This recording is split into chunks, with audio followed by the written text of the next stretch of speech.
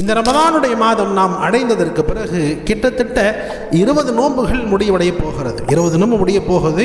இந்த ரமதானில் நமக்குள்ளே ஏதாவது மாற்றங்கள் வந்திருக்கிறதா இல்லையா என்பதாக நாம் யோசிக்க கடமைப்பட்டிருக்கிறோம்.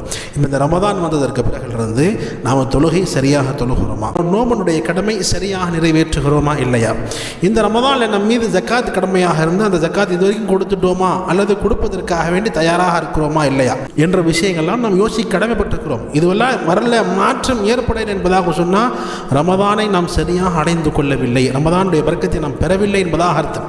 நிச்சயமாக ரமதானுடைய இந்த காலத்தில் நமக்குள் மாற்றத்தை கொண்டு வர வேண்டும். சரியாக தொழுகுங்க, சரியாக நோன்பு வையுங்க, சரியாக இபாதுகள் செய்யுங்க. இந்த ரமதானுடைய மாதம் இன்னும் மீதி 10 நாள் தான் இருக்குது. இது முடிஞ்சிருச்சு என்பதாக சொன்னால் மீண்டும் இந்த ரமதானை நாம் அடைய 1 வருட காலங்கள் ஆகும். எனவே இந்த ரமதான் அடுத்த ரமதான் வரைக்கும் நாம் இருப்போமா இல்லை என்பதாக யாருமே கேரண்டி தர முடியாது. எனவே இருக்கக்கூடிய அல்லாஹ் கொடுத்திருக்கக்கூடிய இந்த ரமதானை சரியாக பயன்படுத்த முழுமையாக முயற்சி செய்யுங்கள். வல்ல ரஹ்மான் நம் அனைவருக்கும் மீதமுள்ள இந்த ரமதானுடைய நாட்களில் அதிகமாக அமல்கள் செய்து அல்லாஹ்வுடைய முழு பொருத்தத்தை பெறக்கூடிய முஸ்லிம்களாக அல்லாஹ் உங்களையும் என்னையும் ஆக்கி அருள்வானாக.